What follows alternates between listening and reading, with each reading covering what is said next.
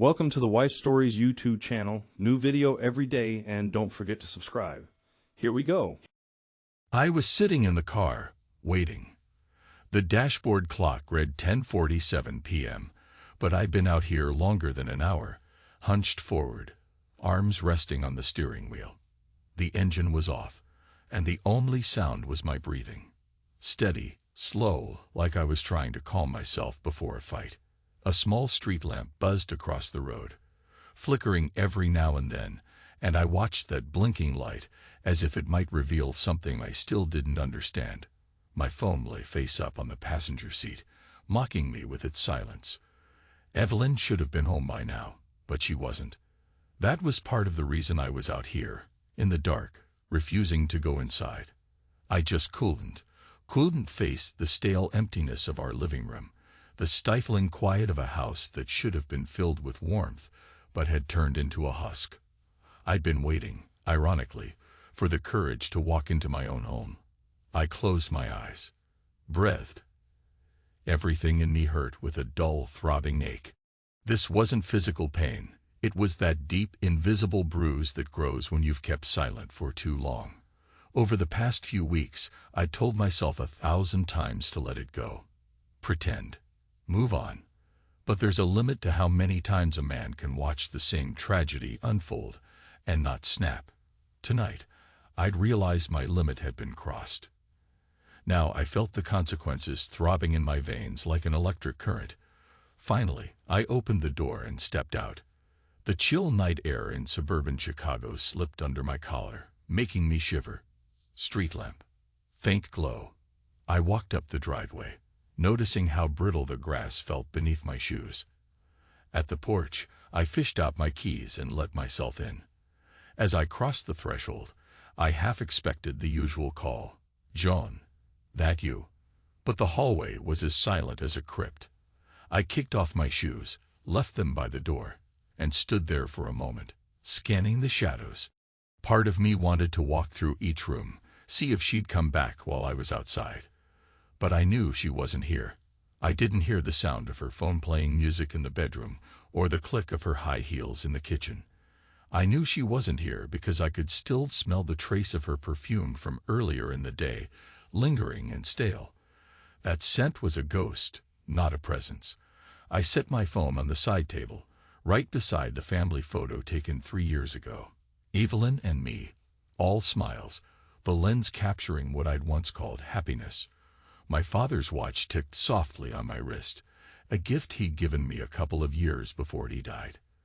The seconds marched on with perfect mechanical precision, unwavering, while my life felt like a house of cards in the middle of an earthquake.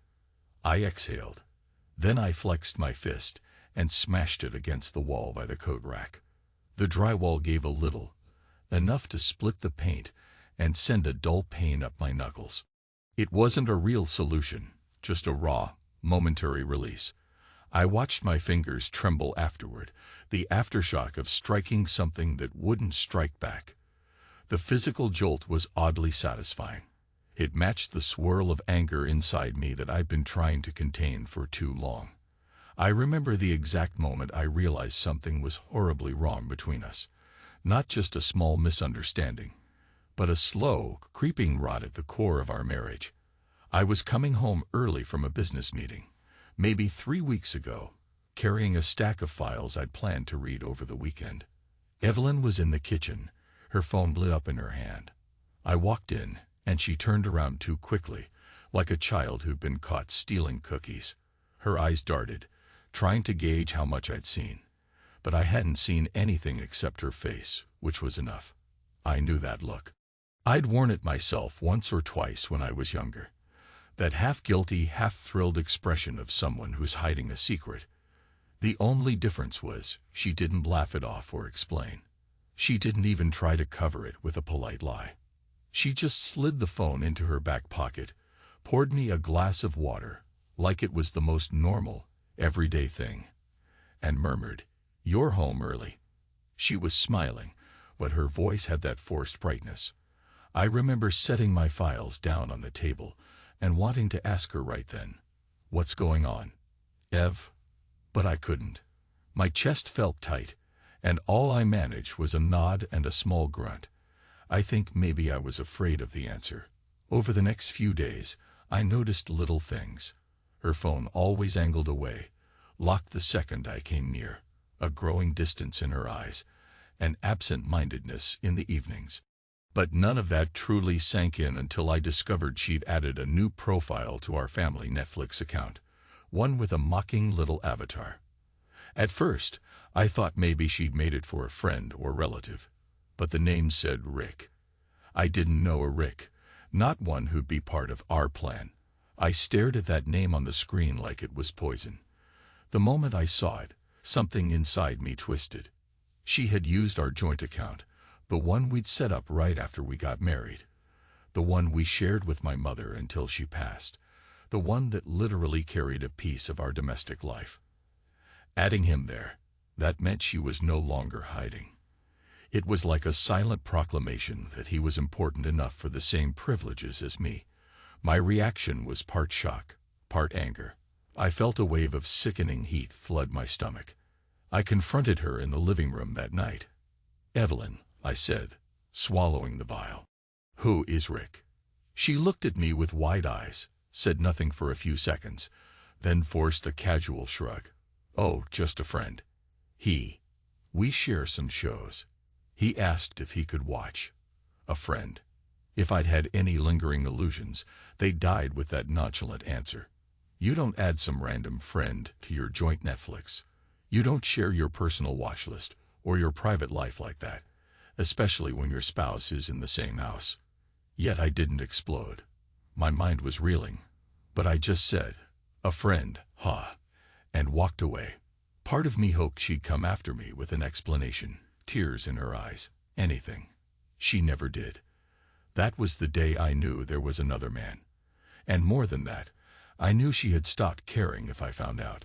The next day, Evelyn mentioned a party we were invited to. A coworker's birthday or something. I said yes. I wanted to observe her, see if she'd bring Rick or mention him. We drove to the place together, an upscale bar in downtown Chicago. The music was loud, the wine free-flowing. Evelyn looked beautiful in a dark red dress that hugged her figure. For a moment, I allowed myself to be proud. This is my wife. Maybe I was clinging to the hope that I was overreacting about the Netflix fiasco. But as we mingled, I noticed she was on her phone more than usual. I recognized that flicker in her eyes.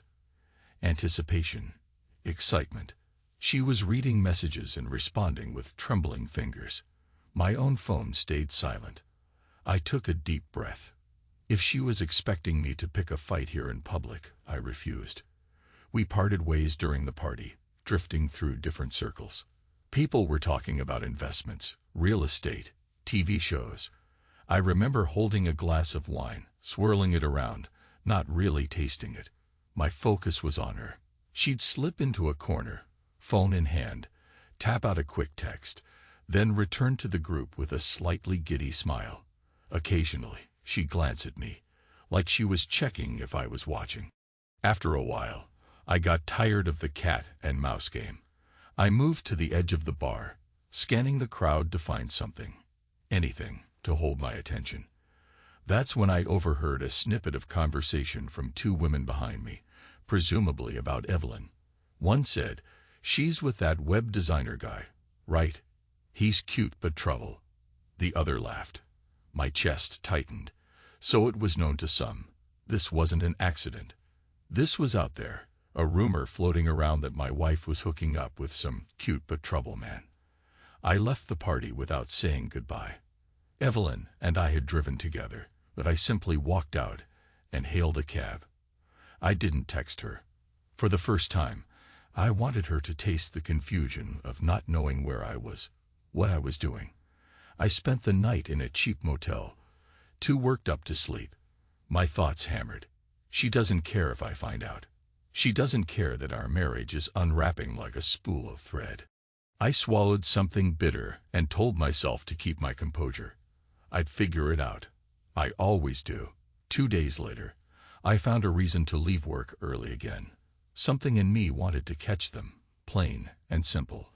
I had this primal need to see with my own eyes, to confirm that her betrayal was real and not just my paranoid assumptions. I parked my car down the block from my own house, behind a line of shrubs, and waited. About an hour later, a black sedan pulled up. A tall man in a t-shirt and jeans got out. Tanned skin, short dark hair, a certain easy confidence in his walk. He was carrying a laptop bag. I watched him stride up to the front door and ring the bell. The door opened and Evelyn appeared. She was smiling in a way I hadn't seen in a while. Playful, almost giddy. Then she stepped aside, and he went in. I remember shaking so badly I nearly dropped my phone. But I waited. I waited because some part of me needed more. I wanted to be absolutely certain I wasn't just jumping to the worst conclusion. 20 minutes. 30. After an hour, the porch light switched off. My entire body felt cold. I got out of the car, quietly approached the house, and slipped around to the side. The blinds in the living room were drawn, but the thin gap at the edge gave me a partial view. I squinted, heart pounding. I saw them on the couch. She was wearing something skimpy, the overhead lamp casting a warm glow on bare skin. They were close. I heard muffled laughter, hers free and unrestrained. And his voice, low, soothing, full of invitation. Then they kissed. A long, lingering kiss, her head tilted back, her arms wrapping around his neck. The little glimpses of skin, the shifting of limbs, it was unmistakable. I should have turned away, but I was rooted. My breath rasped in my throat as I witnessed the final blow to my illusions. Evelyn moaned softly, a sound I recognized too well. It was the sound of a woman letting herself go, the sound she used to make with me, back when we were alive in our marriage. Now, that sound was for him. I clenched my jaw so hard I thought my teeth might crack. My heart hammered. I was filled with fury, humiliation, heartbreak. They moved, sank deeper into the couch. My vision blurred with tears I refused to let fall. I was raised to believe men shouldn't cry, especially not over a woman who'd betray them so casually. I stepped back, unsteady, and nearly toppled a potted plant. I inhaled sharply to keep from groaning. My fist clenched at my side, nails digging into my palm. That's when I left. I practically ran to my car, feeling my chest quake with silent rage, silent heartbreak. The image of them together burned into my mind. Every nerve in my body screamed for me to do something. Pound on the door, beat that man to a pulp, confront them both. Instead, I slammed my fists against the steering wheel over and over until the horn blared in short, angry bursts. Then I peeled away from the curb, shaking, swallowing back everything that threatened to burst out as a scream. That night, I didn't go home. Again, I spent hours driving aimlessly, letting my thoughts run circles. She's gone. She's cheating. She doesn't even hide it. I wanted to punish them, to do something that would make them feel even a fraction of the pain tearing me up inside. Yet, surprisingly, what formed in my mind wasn't violence. It was the kind of cold, methodical approach I'd been trained for in my career. Financial strategies, risk management, everything about me that was crisp, calm, and ruthless under pressure. I was good at reading markets, anticipating collapses. In that swirl of heartbreak, an idea began to form, something I never would have considered if I wasn't so deeply wounded. It was a plan to use my professional expertise to set her up for a fall. I'd been working on a side venture for months, quietly. Not exactly legal, though not blatantly illegal either. More of a shaky pyramid scheme. Shell investments, shifting capital. Initially, I'd thought I might build a quick fortune, or at least a chunk of money, before the structure caved. But once I realized my marriage was rotting, that I needed an outlet for vengeance, I saw a twisted opportunity. I could rope Evelyn into this, make it look like a legitimate project, urgent, with promise of huge returns. I'd force her to put in a large sum from her personal savings. Then I'd blow the whole thing up from the inside. She'd be left with nothing. The monstrous part was how calm I felt when imagining it. Maybe it was the betrayal fueling me. Maybe it was my old resentments. I reasoned that if she was already done with me, sharing Netflix with her lover, letting him inside our home, I had nothing to lose. If she wanted out, I'd make sure she paid for it. I can't pretend it was rational or moral, but that was the plan. And once it clicked in my mind, I couldn't stop thinking about it. The next time I saw Evelyn face to face was the following evening. She came home around 11 p.m., tried to slip in quietly, but found me in the living room, lights off, a glass of scotch in my hand. Her gaze flickered to me, then away, as if she half expected me to lash out. But I said nothing, just took a slow sip, studying her from the corner of my eye. She was wearing a coat I didn't recognize, something stylish and new, presumably a gift. I pictured that man buying it for her. My knuckles tightened on the glass. She cleared her throat. "John, it's late." I let the silence hang, let the air fill with tension. She was the one who eventually turned on the light. Her face was uncertain, maybe even guilty. But then she steeled herself. In the hush, my voice came out almost too gentle, a frayed whisper. "Where were you?" She shrugged. "Out. I had an appointment. A friend needed help." "A friend? Rick?" She swallowed. "John." I stood. "You used to ask me all the time where I'd been. Remember? Where were you, John? When are you getting home, John?" My voice wavered, but I forced it steady. "I'm returning the favor now. Where were you?" She let out a slow breath, sounding resigned. "He's just a friend." Silence again, thick as tar. I stared at her face, searching for any flicker of regret. But her eyes went cold, like she'd already chosen her path. Something in me snapped into place. No more illusions. She'd made her choice. Now I'd make mine. That weekend, we were both invited to another get-together. The same circle of acquaintances, plus some new people. A dinner at a fancy lounge. This time, I went with her, but we drove separately. She didn't even question it. At the lounge, I pretended to be the perfect husband. Attentive, social, even charming. I listened to a few men talking about a promising new business venture.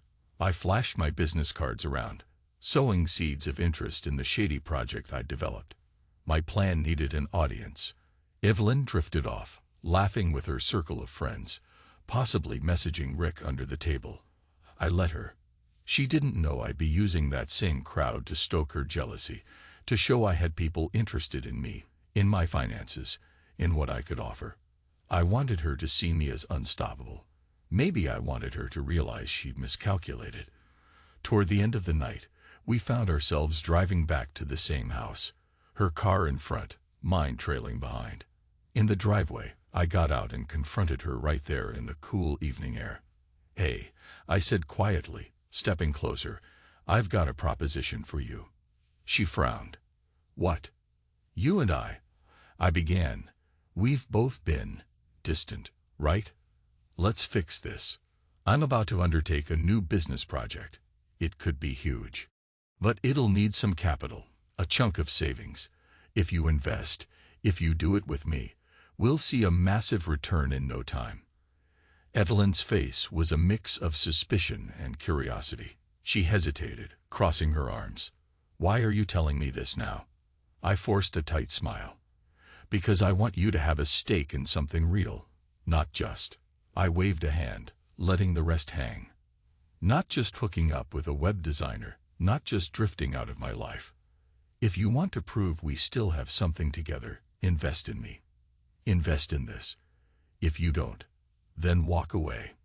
My voice shook on that last phrase, but I delivered it like a challenge. Anger flashed in her eyes, but also something else. Maybe guilt, maybe the sense that I was throwing down an ultimatum she hadn't expected. She swallowed. "That's not fair. You can't force me." "I can." I cut her off quietly. "And I am. If you still consider yourself my wife, you'll trust me. If not, then you're free to go.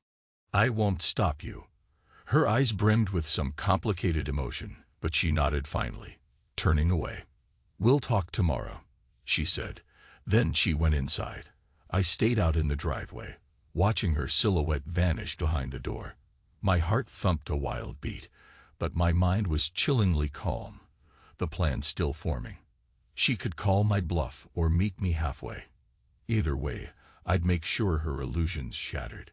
The next morning, I was at the dining table going over some documents. Evelyn wandered in, hair tousled, wearing one of those comfy shirts I used to love. She stood there, arms crossed, and said, "Tell me more." About the investment. I did. I told her about inflated returns, foreign bonds, quick flips. None of it was exactly untrue, but it was built on a foundation of sand. She listened, trying to hide her nerves behind a mask of composure. Eventually, she said, "All right. I can put in most of my savings." I paused, stared at her. "All of them. If you believe in this, believe in me, do it fully." She blinked, uncertain. "John, that's insane. That's everything." I exhaled, as though disappointed. "Then don't do it. Go back to your friend. Let me handle my own finances." Something fierce flashed in her expression. "Fine," she said. "I'll do it." And just like that, the deal was sealed. Over the next week, I set everything in motion. I had her sign documents that gave me access to her funds. I kept my expression neutral, my voice calm, even as a twisted sense of victory coiled in my gut. Meanwhile, I knew she was still seeing him. She came home late, wearing that faint perfume that wasn't just hers. Sometimes I heard her in the bathroom, whispering into the phone. My chest burned with silent hurt, but I pushed forward. I had to complete my plan. The night she finally transferred the money, we attended yet another social event, some local fundraiser. The atmosphere was bright and boisterous. We drank wine, forced smiles, made small talk, but I noticed how her eyes darted to her phone. She kept checking messages from him. I was sure my fuse was about to run out. Drained by the tension, I stepped outside for a moment to clear my head. She followed me, maybe sensing the crack in my facade. "John," she said quietly, "I need to ask you something." My chest was tight. "Go ahead." She hesitated. "Why are you so certain this investment is going to work? You never told me details." "Not really." I looked at her, the woman who was once my partner, my confidant. I thought about telling her the truth, that I'd built this entire scheme to destroy her illusions. Instead, I offered a cold smile, because I have faith in my own decisions, and I'm willing to take a risk.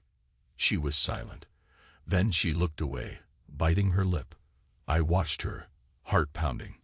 I wanted to say, "Are you in love with him? Are you leaving me?" But the words refused to come out. In my father's watch, the second hand kept ticking, unstoppable, unwavering, while the two of us stood there, suspended in time. She never answered the question in my eyes. Instead, she turned and went back inside, leaving me with that swirl of rage and longing that had become my daily companion. That night, my plan reached a turning point. I triggered the collapse I'd orchestrated, pulling out funds, shuffling accounts, sending the entire structure into a free fall. Every piece would look like a market crash. Anyone who'd invested would lose big. Evelyn, with her entire savings on the line, would be ruined. I did it at the stroke of midnight, sitting alone in my home office, my hand steady on the keyboard, my face hot with adrenaline and bitterness. As I clicked the final confirmation, I felt something like relief. This was it. No turning back. When I finally emerged, the house was still.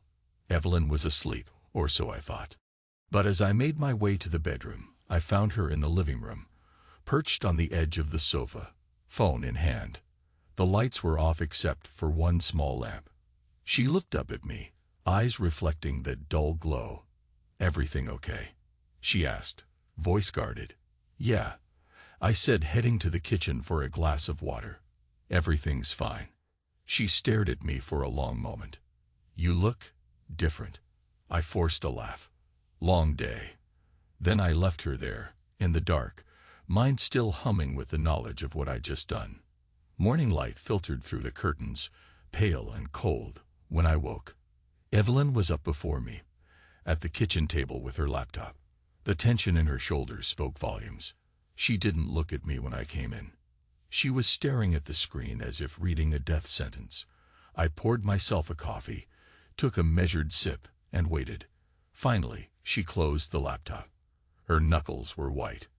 "John." I raised an eyebrow. "Yes. You said this was a sure thing." Her voice shook, the first sign of real panic I'd seen in her in years. "Everything's gone. The accounts, the money's gone." I sipped my coffee. "I know." She froze, the color draining from her face. "You know." I swallowed, set the mug down, and nodded. "I'm sorry, Evelyn, but the investment crashed." Her lips parted in disbelief. "Everything." I nodded again. "Everything." Silence. She didn't sob, didn't curse, didn't yell. She simply stared at me, all the words stuck in her throat. The tension in that moment was almost unbearable, even for me. I braced myself for screaming, accusations, maybe even violence. But none of that happened. Instead, she rose from the chair in a slow, mechanical way. Her eyes flickered with something raw and broken, but she held it in. She walked to the window and stood there, back turned, arms crossed over her chest. I felt the corners of my mouth twitch.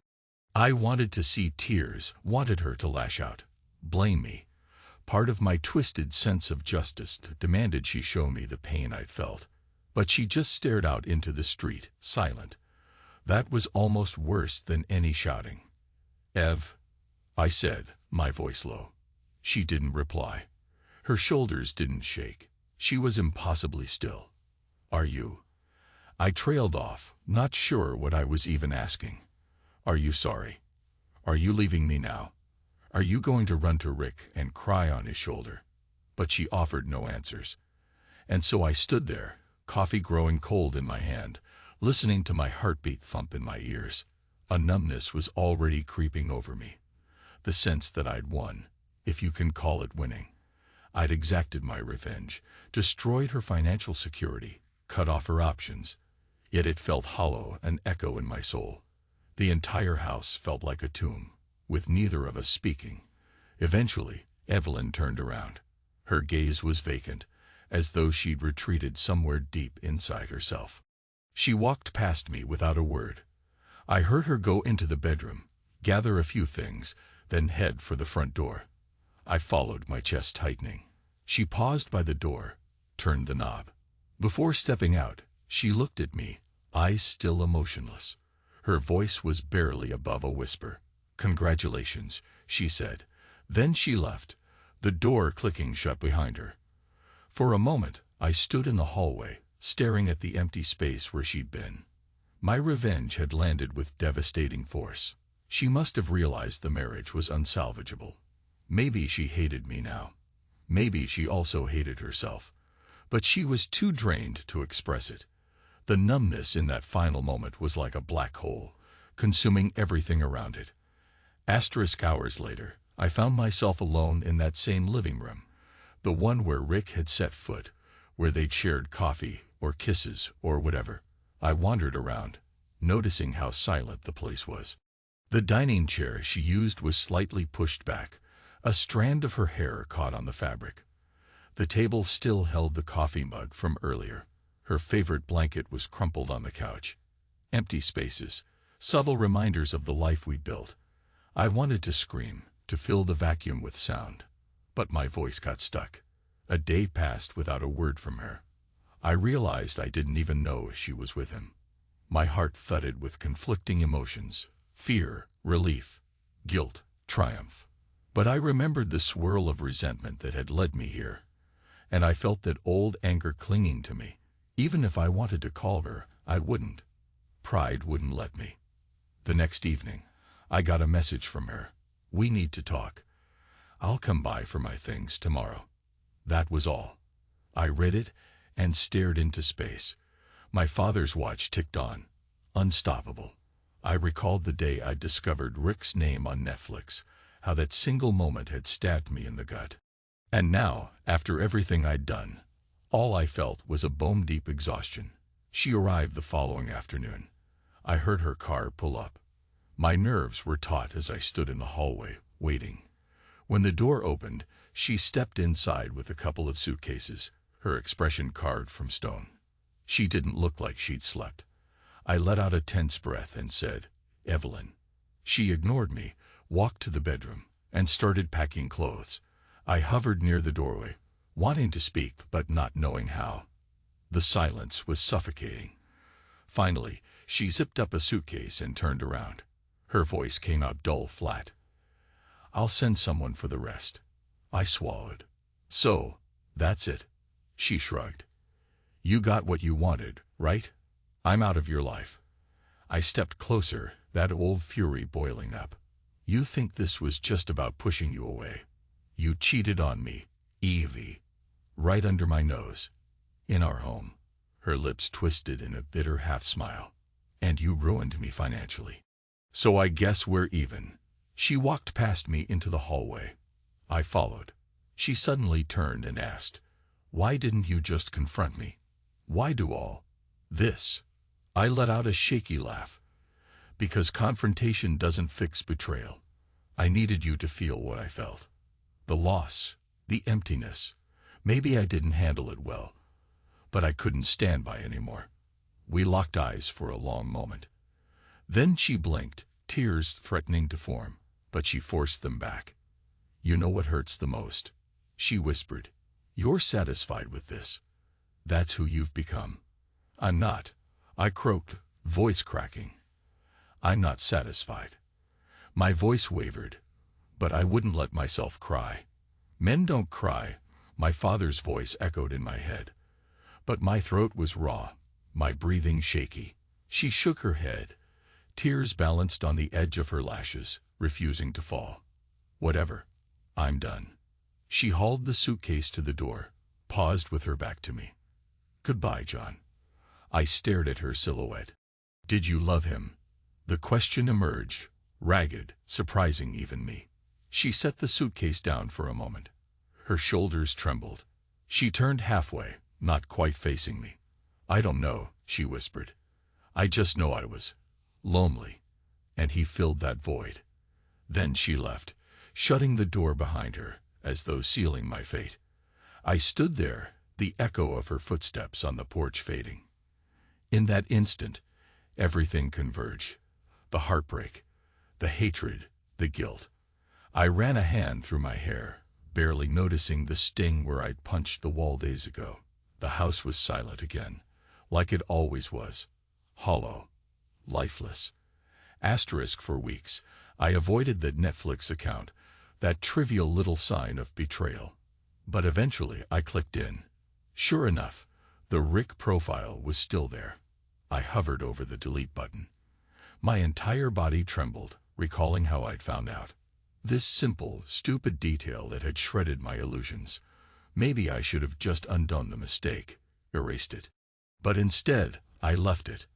I let it stand as a testament to the moment everything changed. People asked about Evelyn. Some neighbors, a couple of acquaintances from social gatherings. I gave short answers, told them she'd moved out. They'd nod awkwardly, then move on. As for me, I kept going to work. I ate my lunches at the same diner. I slept in the same bed, which felt bigger and colder with each passing night. The money from the collapsed investments was gone, scattered in shell accounts I'd closed down. My own finances were still stable enough. I'd survived. I was free. At least, that's what I told myself. One night, after too many whiskeys, I stumbled into the living room and sank onto the couch. My thoughts drifted to the party. The night I saw her glowing at the sight of his messages. Then to the scene I'd witnessed through the window, where she moaned softly in his arms. The memory was a razor across my soul, but I refused to let it break me. I stared at the black TV screen, seeing my own reflection. A tired man with hollow eyes, a faint bruise on his knuckles that never fully healed. I wanted to laugh at the irony. I'd orchestrated the perfect revenge. Yet here I was, battered by my own emptiness. Eventually, I let my head fall back against the cushion. My voice rasped into the darkness. I'm free. I repeated it. I'm free. Each time, it sounded more convincing. Because the truth was, for the first time in months, nobody could hurt me anymore. Not her, not him, not anyone. I'd made myself unassailable. The cost had been everything we once called love. I thought about Rick, wherever he was, whether she was with him now, consoling herself in his arms after losing her savings. Maybe they'd break it off. Maybe they'd run away. Who knew? Part of me felt a sick sense of triumph that I'd shown her the consequences of betrayal. Yet another part ached with regret that things had come to this. You can't unscramble an egg, my father used to say. Well, I'd shattered ours completely. As dawn approached, I realized I was dozing on the couch, the house still bathed in shadows. I got up, my head pounding with a hangover, and flicked on the kitchen light. That was the moment I felt something like clarity. The quiet hum of the refrigerator, the faint smell of dust. Yes, it was an empty life now, but it was mine alone. I wasn't the naive husband anymore, the one who believed trust was an unbreakable bond. I was something else, someone colder, sharper. I turned off the light and walked to the bedroom, shedding my clothes, leaving them in a heap on the floor. The bed felt large and unwelcoming, but I lay there, arms folded behind my head, letting my mind roam. Scenes flashed by. Her laughter, his smug face, the party where I'd made my final decision, the hush of that morning when she saw her ruin. Some part of me waited for tears or an explosion of sorrow. Neither came. The only thing I had left was a numb sense of finality. In the end, Evelyn never tried to reconcile.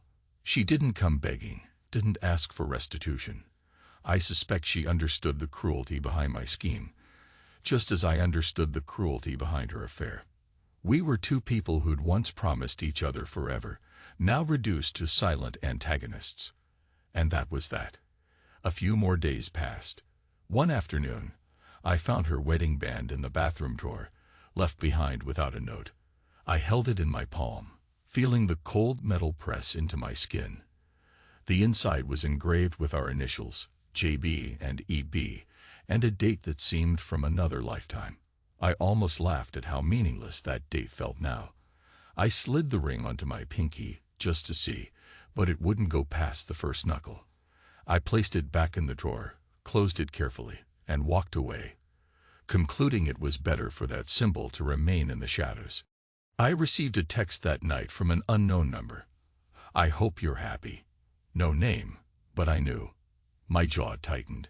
My finger hovered over the reply field for a moment before I typed back, yes, I'm free. Then I turned off my phone. Life resumed its routine. Every day felt a little flatter, but also simpler. I'd become an island, free from the tangled expectations of marriage, from the humiliations of her affair. I'd lost my illusions about love, about us, but I'd also lost the fear of heartbreak. After all, heartbreak had already consumed me, and I'd emerged on the other side. People sometimes ask if I'd do it differently if I could go back. Part of me says no. I was a man cornered. I responded with the tools I knew: financial cunning, a desire for retribution. Another part of me wonders if I could have confronted her earlier, maybe salvaged our relationship or ended it amicably. But that's not who I was then. I was the silent man who turned heartbreak into a weapon, for better or worse. Whenever I think of that final moment, her standing in the kitchen, eyes hollow, everything gone, I recall the hush that fell over us both. Two people who realized they'd gone too far, that nothing could be fixed. I used to imagine a dramatic confrontation with tears and screaming, but instead, we got the hush, a quiet destruction that left both of us strangers to each other. I haven't seen her since. Sometimes I go into the empty closet, where her clothes used to hang, and I catch a faint whiff of her perfume. It's like a phantom lingering in the air. I wonder if she's truly moved on, if Rick is still in the picture, if they resent me for what I've done. Then I remember the net effect. She's out of my life, and I'm out of hers. All the warmth, all the love, all the heartbreak, wiped away in a storm of betrayal and revenge. I wake up each day in that quiet house, brew my coffee, stare at the walls.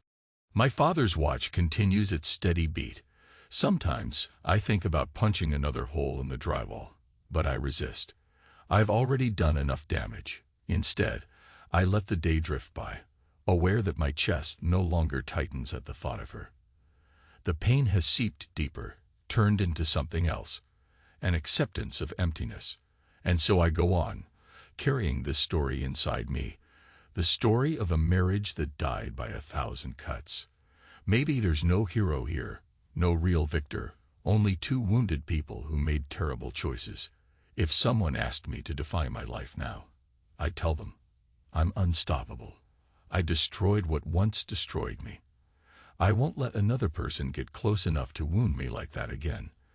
I end each day the same way, stepping out into the garage, staring at the car I once sat in, waiting for a wife who never came.